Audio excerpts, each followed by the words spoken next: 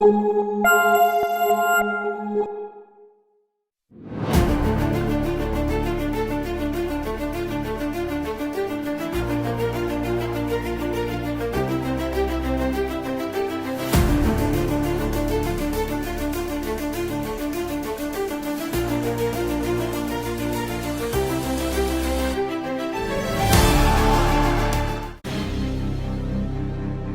Agent's first mission, produced by SuperTemno, Temno LLC. Prelude, Super Agent Origins. The year was 1965. A young boy named Weed, fascinated by a flock of ravens, followed them into a mysterious dungeon. There he encountered a peculiar man named Dunn, who would soon become a mentor and guide him toward an extraordinary destiny. Weed's curiosity led him to join the Thunder Teachers Science Squad, a group of brilliant minds dedicated to innovation and problem solving. Under the tutelage of Professor Jennings, Weed learned the fundamentals of science and technology, sparking a passion within him. Tragedy struck when Professor Jennings mysteriously disappeared, leaving the squad without their leader. Virgil, a fellow teacher, stepped up to fill the void, but the team faced a daunting challenge: the upcoming science fair. Meanwhile, Weed's encounters with the enigmatic assistant in the dungeon took a sinister turn. The assistant, with ulterior motives, sought to exploit Weed's potential and turn him into a tool for destruction. As the science fair approached, the Thunder Teachers Science Squad worked tirelessly to develop groundbreaking projects. Dunn, inspired by Professor Jennings' legacy, unveiled a revolutionary cloning machine, while Virgil and Janus focused on perfecting their inventions. A shadowy organization called Dynavoc, led by the assistant, was plotting to sabotage the fair and unleash a wave of chaos. Weed, caught between his loyalties to the Thunder Squad and the allure of power, found himself at a crossroads. The stage was set for a thrilling showdown between good and evil, as the future of the city and the world hung in the balance. Chapter 1. The Rookie and the Veteran.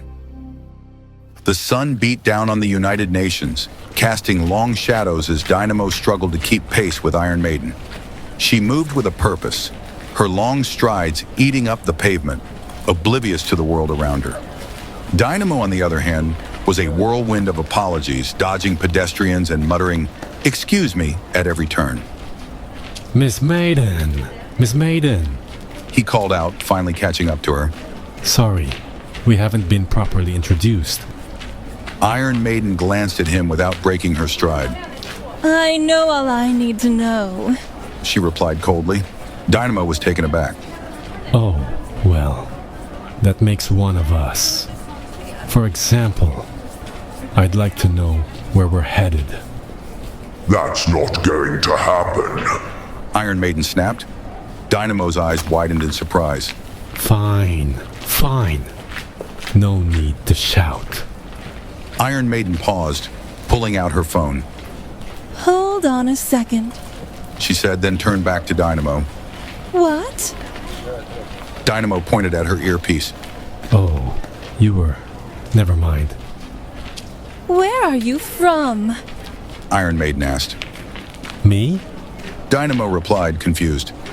Who else am I talking to? She retorted. Kansas. He answered. Of course you are. She muttered into her phone. No, not you. Did you get that thing I sent you? Iron Maiden took off again, Dynamo scrambling to keep up. As he ran, his eyes scanned the newspaper tucked into the waistband of her pants.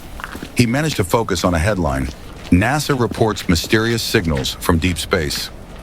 Lost in the article, Dynamo didn't notice the amused glances from passers-by who thought he was staring at Iron Maiden's backside. So, you like what you see? Iron Maiden teased. Dynamo jumped, startled. What? Oh, no. I mean, I was just... the article. Iron Maiden rolled her eyes. Hold on. She said to her phone, then turned back to Dynamo. Do you mind, Kansas? I'm on the phone. Relieved, Dynamo zipped his lips and nodded. Iron Maiden led him to a bustling outdoor press conference. A towering platform with a podium stood in front of a half-finished skyscraper. Iron Maiden gestured for Dynamo to follow as she continued her phone call. We are here. Observe. She said. Dynamo pulled out a notepad and pen, joining a crowd of reporters. What's going on? He asked a young man with a camera. The vlogger grinned. First day. Welcome to the United Nations, rookie. You won't miss this one. He likes to make an entrance. As if on cue, a stretch limousine, adorned with scantily clad models lounging in a rooftop jacuzzi, pulled up. More models emerged, dressed as chauffeurs, and opened the car doors. Out stepped billionaire playboy Raven, a tall, handsome man with a carefree demeanor. A bevy of stunning women followed, their expressions turning to disappointment as Raven waved them away. Reporters swarmed around Raven, shouting questions. He handled them with practiced ease, a charming smile plastered on his face. Good morning, everybody. He announced, stepping onto the podium. Sorry I'm late. I was detained by several very insistent shareholders. He said, gesturing to the models. A wave of laughter swept through the crowd. Okay, short and sweet. On behalf of Raven Enterprises, I am very pleased to open the United Nations branch of Raven Chemicals. This plant will lead the world in breakthroughs in cures for illness, AIDS, and Alzheimer's, as well as bring thousands of high-paying jobs to downtown the United Nations. Questions? Are the rumors about you and Brooklyn Decker true? A reporter shouted. Raven chuckled. Mrs. Decker is happily married, despite my best efforts. Do I recognize most of the 2015 Playboy calendar in your hot tub? Another reporter asked. Raven held up his hands. Come on, guys. Serious questions. Dynamo raised his hand, his face flushed with nervousness. Raven spotted him and smirked. Yes, the shy, earnest young schoolboy in the rear. Dynamo cleared his throat. What do you say to reports that pollutants from a Raven chemical plant caused a series of school closings in New Jersey? Can you assure the citizens of the United Nations that won't happen here? Raven's smile faltered.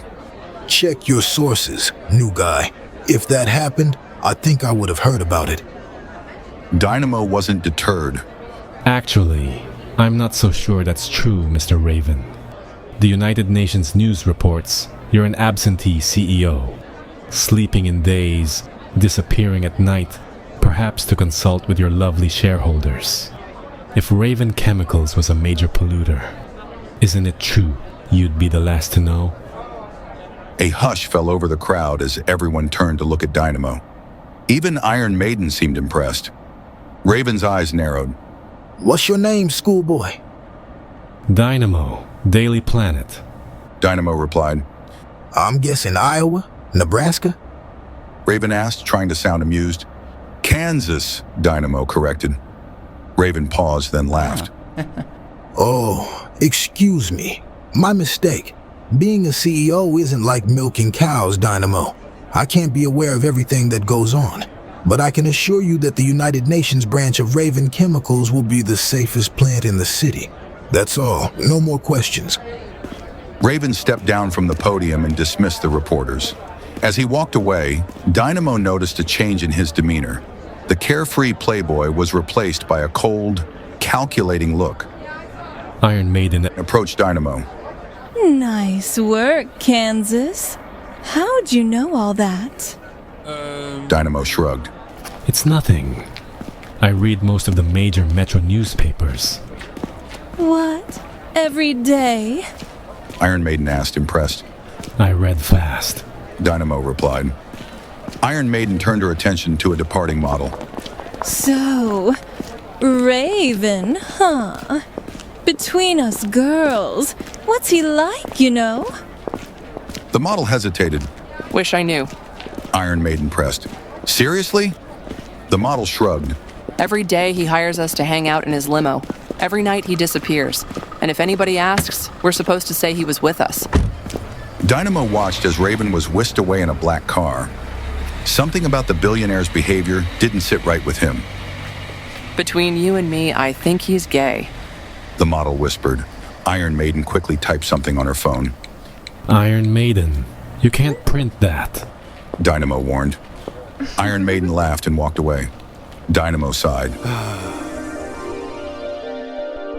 Chapter 2. The Gathering Storm. Dynamo feigned an injury to avoid scrutiny after the taxi crash.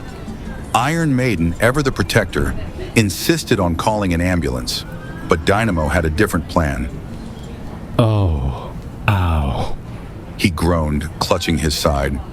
Iron Maiden looked concerned. Whoa, you okay, Kansas? Fine, I'm fine. I think the curb took most of the hit. Dynamo replied, trying to sound convincing. Iron Maiden inspected the damaged car. Don't try to move. Wait for the ambulance.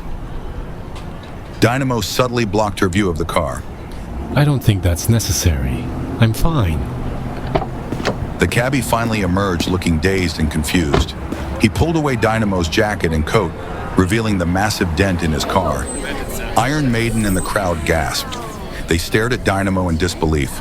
He should have been seriously injured, if not dead. I can explain. Dynamo stammered. The cabbie was speechless. What are you, some kind of freak? Dynamo felt a wave of panic wash over him. The crowd was staring at him, whispering and pointing. It was like being 7 years old all over again. This time he had Iron Maiden. She stepped in front of the cabbie, her face flushed with anger. Are you trying to blame him? You ran the red light. I got your name. I got your ID number. She turned back to Dynamo and draped his arm over her shoulder. You better bite down on something, because after I get this guy to the hospital, I'm shoving the world's longest, thickest lawsuit right up your... A piercing, high-pitched noise cut her off. Dynamo clutched his ears, scanning the sky for the source of the sound. Iron Maiden shook him gently. Hey, Kansas. Come on, stay with me. She shouted to the cabbie. See? He has a concussion. Dynamo gently removed her hands. Thank you, Miss Maiden, but I'm fine. He started to run down the street. I'm fine, really. Thank you, Miss Maiden. See you at work. As he disappeared down the alley, he ripped off his shirt, revealing the Dynamo crest underneath. A sense of unease swept through the city as police cars and ambulances raced toward the scene of the accident. Meanwhile, April, the woman Wally had been flirting with at the forensics conference, waited impatiently at a coffee shop. She checked her watch, growing increasingly annoyed. As Wally crossed the street to meet her, he noticed a strange energy in the crowd. People were running, their faces etched with fear. A dark, ominous cloud was spreading across the sky. Panic set in as he realized he was caught in the middle of something big. He handed his flowers to an elderly woman and disappeared into the crowd. High above the United Nations, a massive, unnatural black cloud hovered ominously. A blinding shaft of light pierced through the darkness, and a terrifying figure emerged. It was Vulcan, an angel of death with massive wings and a menacing mace. Vulcan's voice boomed across the city, declaring his arrival and demanding the surrender of Earth's leaders. A colossal spaceship emerged from the black cloud, followed by a squadron of menacing warships. As the city descended into chaos, a lone figure stood tall amidst the chaos.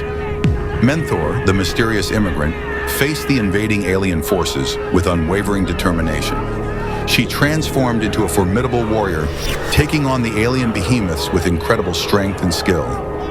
In the midst of the chaos, Dynamo, Iron Maiden, and a mysterious speedster named Lightning found themselves drawn into the battle. They fought side by side, defending the city from the alien invaders.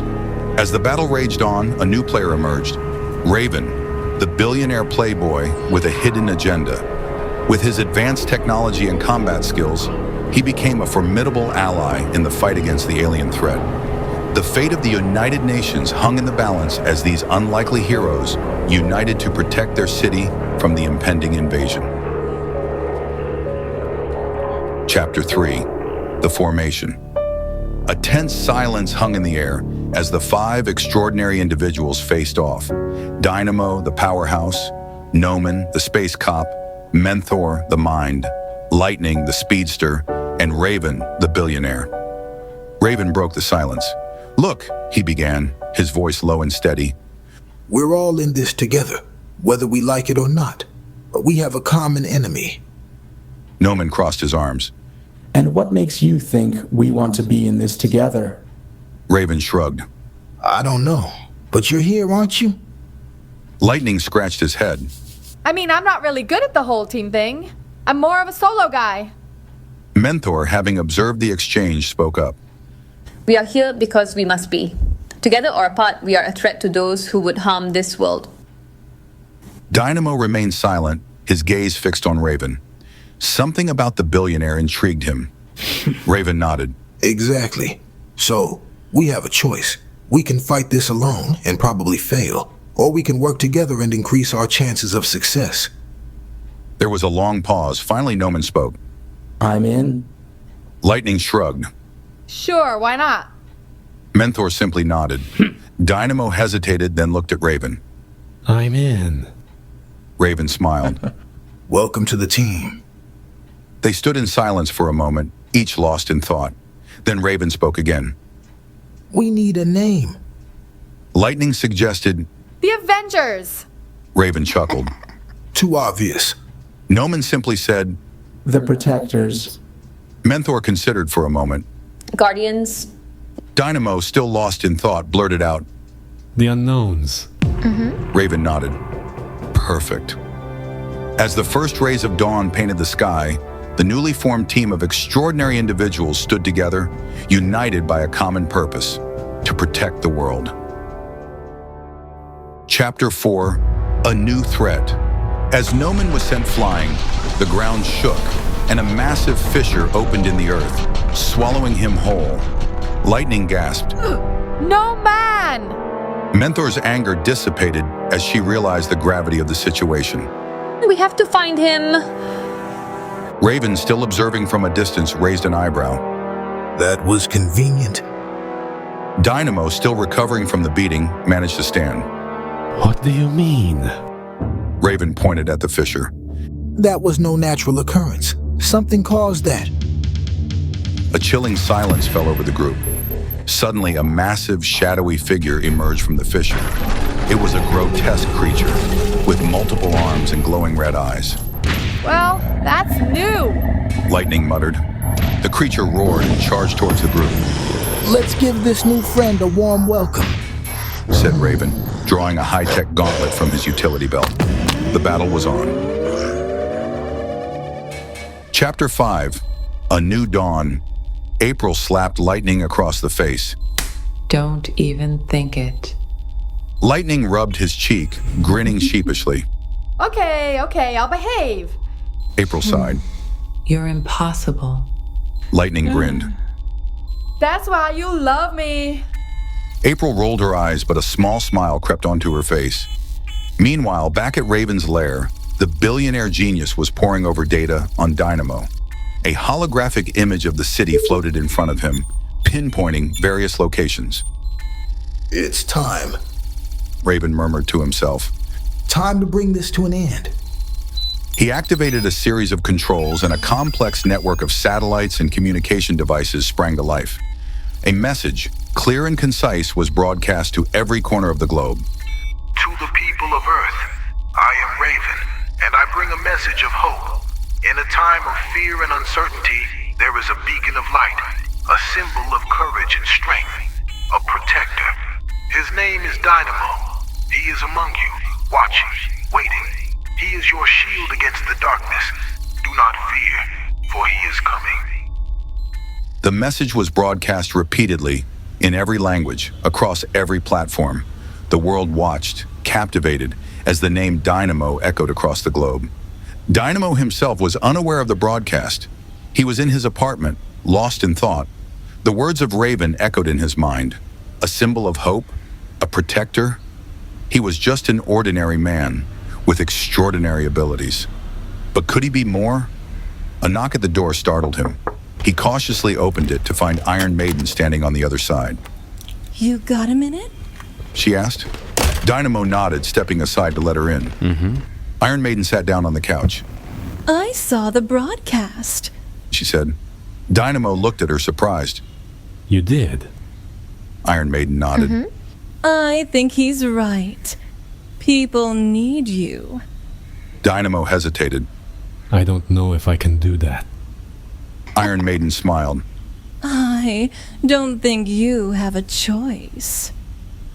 As the sun rose over the United Nations, casting its golden glow over the city, a new era was dawning, the era of Dynamo. Chapter 6, A United Front. Raven pulled out a small, cylindrical device. It was sleek, black, and exuded an aura of technological sophistication.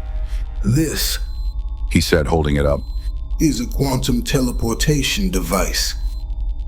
The others stared at him, their faces a mixture of disbelief and intrigue.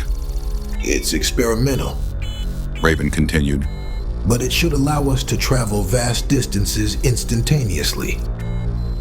Lightning scratched his head. So, like Star Trek? Raven ignored him. We need to divide and conquer. I'll take Yellowstone, Dynamo can handle China, Mentor Australia, and you Lightning the Pacific. Me? Lightning protested. I can't swim. You can fly, Raven retorted dryly. Noman nodded. Sounds like a plan. A collective sense of purpose filled the air. They were no longer rivals, but a team, united against a common enemy. As they prepared to activate the teleportation device, a sense of anticipation and trepidation filled them all. They were about to embark on a mission of unknown dangers, facing an enemy of unimaginable power. But they were ready. With a deep breath, Raven activated the device. A blinding flash of light enveloped them, and when it faded, they were no longer on Liberty Island. Chapter 7. A Desperate Gambit. The underwater explosions rocked the ocean. Noman braced himself, his green energy field shimmering in response to the immense pressure. This is getting old, he muttered to himself. He focused on the drill, his mind racing. He needed a plan, and fast. Suddenly, an idea struck him. He concentrated, channeling his energy into the water around him. The water began to vibrate, then to boil. He was creating a massive cavitation bubble, a void in the water. With a surge of power, he propelled himself towards the drill, his body encased in the protective bubble. The water around him exploded outward, creating a shock wave that met the incoming depth charges. The explosions were deafening, but Noman pressed on. He reached the drill, his green energy field glowing brighter than ever. Time to say goodbye, he muttered grimly. With a final surge of power, he enveloped the drill in his energy, and with a tremendous effort, he ripped it from the earth. The drill, now free from its anchor, shot upwards, piercing through the water and into the sky. Noman followed close behind, his energy field propelling him through the water column. He emerged from the ocean just as the drill reached its apex. With a final push, he hurled the massive piece of machinery towards the island. The drill crashed into the island with a cataclysmic force, sending shock waves through the structure. The warbirds, caught off guard, were thrown into disarray. Noman took advantage of the chaos, launching himself at the island. His green energy formed a massive fist, which he used to punch a hole through the side of the structure. Inside, he found a vast open chamber. At the far end, a colossal machine hummed with power. This was the heart of the operation. Without hesitation, Noman unleashed a torrent of green energy at the machine. It resisted initially, but Noman's onslaught was relentless. Sparks flew as the machine began to overload. Finally, with a deafening roar, the machine exploded. The island trembled, then began to collapse. Noman barely had time to escape before the entire structure crumbled into a pile of rubble. As he soared into the sky, he looked back at the destruction he had wrought. A sense of satisfaction washed over him. He had done it. He had stopped one of the threats. Now it was time to regroup and face the challenges that lay ahead. Chapter 8. A Desperate Gamble. Lightning emerged from the water, sputtering and shaking his head.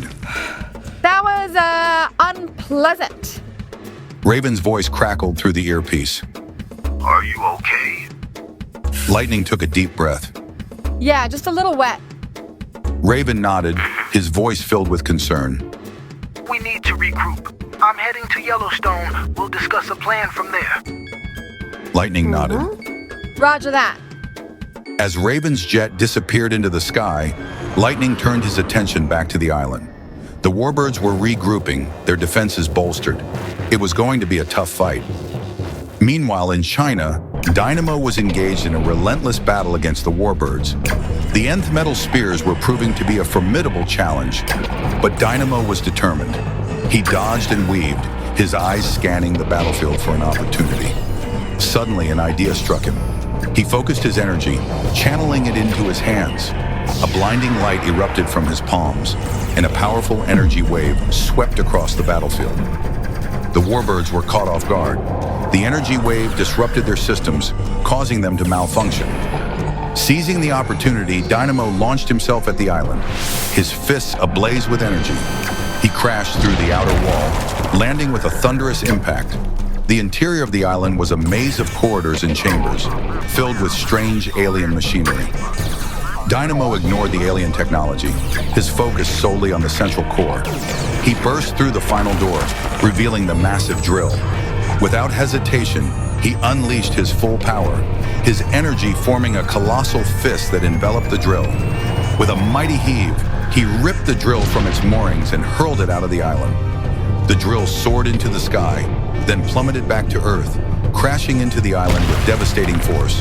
The entire structure trembled, then collapsed in a shower of debris. Dynamo emerged from the ruins, covered in dust but victorious. He had done it. He had destroyed another of the alien towers.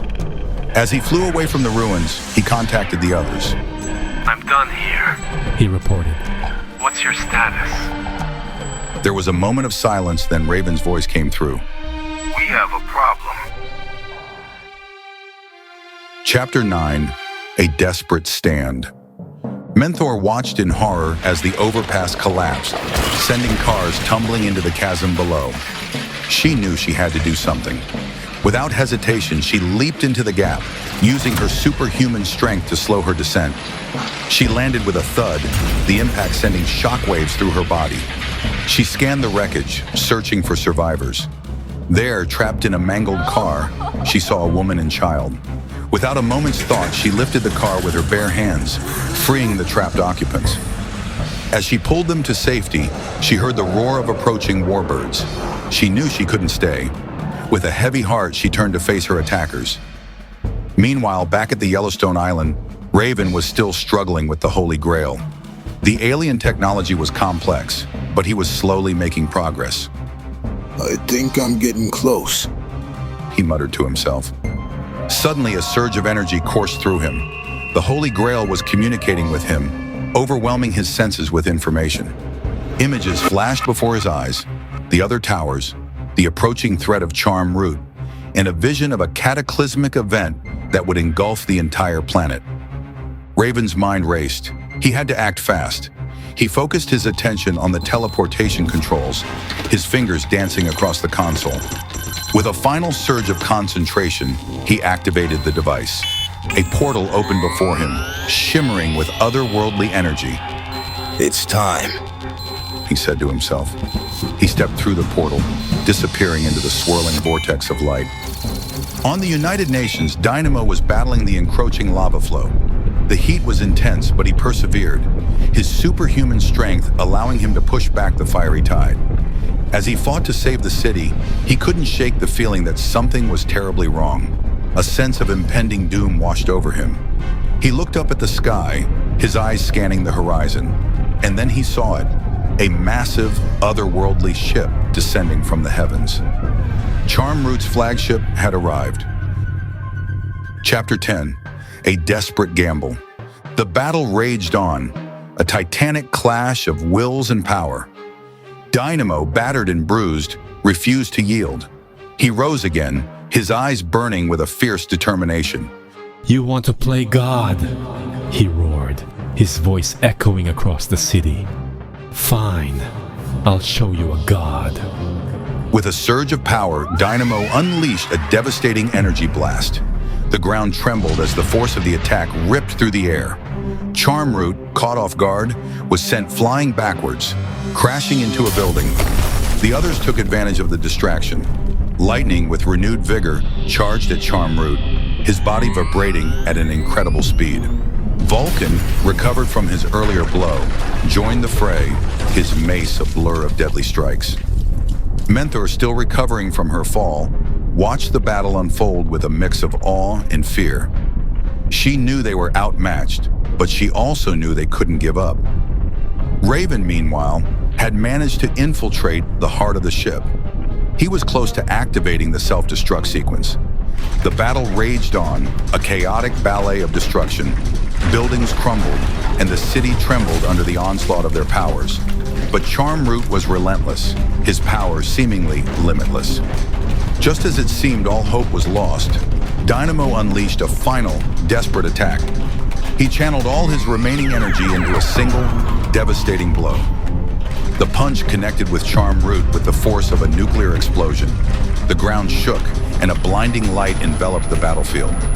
When the light faded, Charmroot was nowhere to be seen. Only a massive crater marked the spot where he had once stood.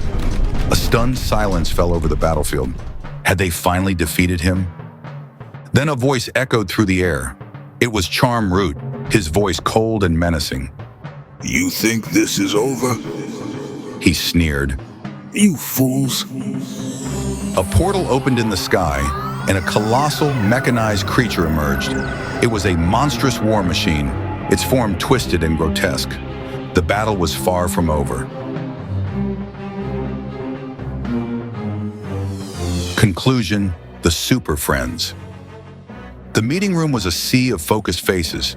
They had gathered in the dimly lit, cavernous space, scattered around a polished mahogany table that seemed far too formal for the chaotic brainstorming session they were about to have. A massive whiteboard stood at the far end of the room, its surface already littered with hastily scrawled ideas and diagrams. Lightning stood at the head of the table, a man with an air of confidence that was only slightly undermined by the wild enthusiasm in his eyes. He'd been pacing back and forth for the last few minutes, his mind racing faster than his feet. The others, Egghead, Dynamite, and CAT, watched him with a mix of curiosity and skepticism. It was clear they were all waiting for the next big idea to come out of his mouth. Lightning, always the visionary, had promised something that would bring cohesion to their disparate talents and strategies. Finally, he stopped in front of them, a dramatic pause hanging in the air. His eyes sparkled with excitement, and he held up his hands as if presenting a grand revelation. All right, everyone, He said, his voice charged with energy. I think I've got it. The room fell silent, each person bracing for what they hoped would be the breakthrough they needed. Lightning took a deep breath and with a theatrical flourish announced, We'll call ourselves Super Friends. Everyone laughs. Ace Harlem walks in and says, Super Agents, I have a new mission for you. Lightning replies, Well, that was quick. Quicker than you, says Ace Harlem. Dynamo added, and Flyer. They all laugh as they begin to work on their next mission.